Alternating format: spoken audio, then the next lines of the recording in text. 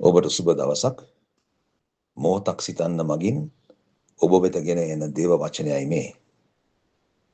හෙබ්රු පොතේ 11 වෙනි පරිච්ඡේදයේ පළවෙනි පදයේ කියනවා ඇදහිල්ල නම් බලාපොරොත්තු වන දේවල් ගැන සහතිකය. නොදක්නා දේවල් ගැන ඔප්පුව.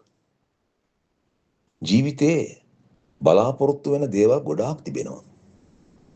නොදක්නා දේවලුත් අපි සීනමවාගෙන සිටිනවා. ඒකේ කිසිම වරද්දක් නැහැ. සාමාන්‍ය මිනිසෙකුට සිහින සහ අපේක්ෂාවන් තිබීම ස්වභාවිකයි. නමුත් මේ සියල්ල සැබෑ කරගන්න නම් අපිට එක දෙයක් අවශ්‍යයි. ඒ ඇදහිල්ල.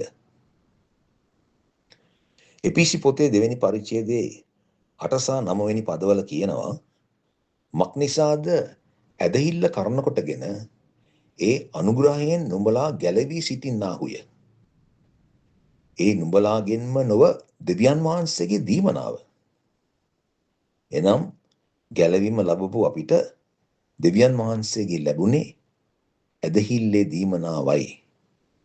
මේ ඇදහිල්ලේ දීමනාව අපි ක්‍රියාවට දාන්නේ කොහොමද?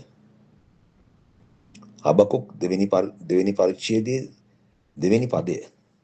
ස්වාමීන් වහන්සේ මට උත්තර දෙමින් දර්ශනය කියවන්නා ඉක්මනින් කියවන්නට පුළුවන් වන පිණිස එය ලෑලිවල පැහැදිලි ලෙස ලියන්න. ඔබේ බලාපොරොත්තු නොදක්නා දේවල් ගැන සිහින ඒ සියල්ල පොතක එහෙම නැත්නම් කොලයක පැහැදිලි ලෙස ලියන්න. මේ ඔබේ ජීවිතයේ දර්ශනයයි. දිනපතා ඔබේ දර්ශනය දෙවියන් වහන්සේට ඉදිරිපත් කරන්න. ලැබුණායයි ස්තුති කරන්න. හබකුක් 2 වෙනි පරිච්ඡේදයේ 3 වෙනි පදේ කියනවා දර්ශනය ප්‍රමාද වූවත් එය බොරු නොවි ඉක්මනින් තීන්දුව වෙනවාමයි. ප්‍රමාද වෙතත් ඒ ගැන බලා සිටින්න.